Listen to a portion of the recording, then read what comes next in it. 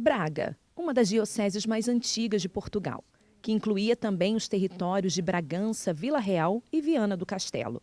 Uma história e tradição firmadas através dos séculos. Entre as figuras notáveis está São Bartolomeu dos Mártires, considerado uma das vozes de referência do Concílio de Trento.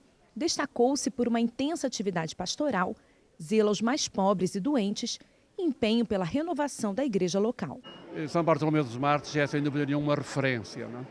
Eu, habitualmente, olhando para ele, vejo um homem que tomou consciência do momento de crise em que a sociedade vivia, não é? E, tomando consciência, não se adaptou à crise, antes, pelo contrário, procurou reagir. E reagiu com o testemunho de vida, em primeiro lugar, e depois também com a sua palavra, não é? E este testemunho de vida e a palavra foram uma defesa acérrima, em primeiro lugar, dos pobres. Procurou, efetivamente, ser pobre, dando testemunho, não apenas falando da pobreza, mas optando, digamos, pelos pobres com um testemunho de grande audácia, de grande coragem, não é? Renunciou a muita coisa, não foi homem de privilégios, não foi homem de procurar-se a si mesmo, mas antes, pelo contrário, foi homem, digamos assim, de coerência, não é? E é por isso que me parece que o Bartolomeu dos Mártires é um homem para hoje, é um testemunho para hoje, não é?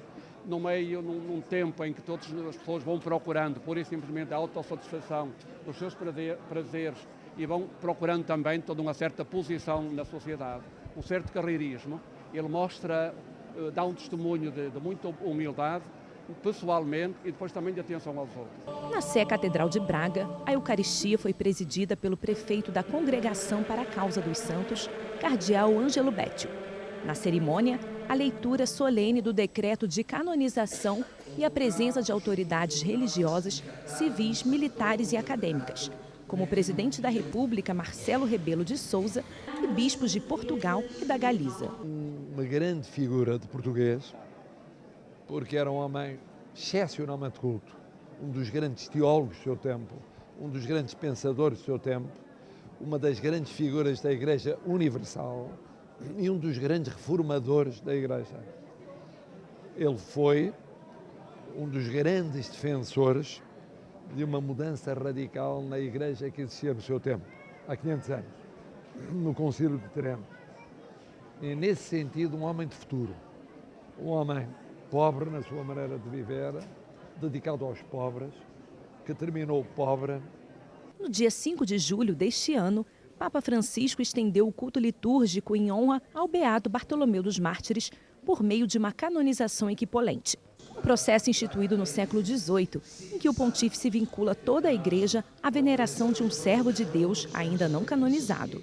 Um dos pontos de destaque da vida pastoral de São Bartolomeu dos Mártires foi na conservação de livros do rito litúrgico próprio da Arquidiocese de Braga, o bracarense. Teve ainda grande preocupação na formação do clero e dos leigos, que o levou, por exemplo, a escrever um catecismo sobre a doutrina católica com um modelo mais acessível aos fiéis. Com toda certeza, um modelo, um sinal de vida muito atual para os tempos de hoje. E foi através dos sacerdotes que ele renovou a Igreja, não é? Colocando sacerdotes com um espírito novo nas diversas comunidades, a renovação da Igreja que ele pretendia foi-se concretizando. Então, já não foi ele sozinho o artífice da reforma e da renovação da Igreja, mas fez que particularmente os sacerdotes se envolvessem também nesta necessidade de uma Igreja diferente, de uma Igreja que não ia, digamos, naquilo que eram os costumes da Baixa Idade Média, mas que começavam efetivamente a ter um estilo totalmente diferente. O bispo português foi declarado venerável em 1845 e beatificado em 2001 por João Paulo II. Seus últimos anos foram no convento dominicano de Santa Cruz, por ele fundado em Viana do Castelo. Sua morte, em 1590, assinalou uma vida de total dedicação e aclamação pelo povo como arcebispo santo, pai dos pobres e dos enfermos.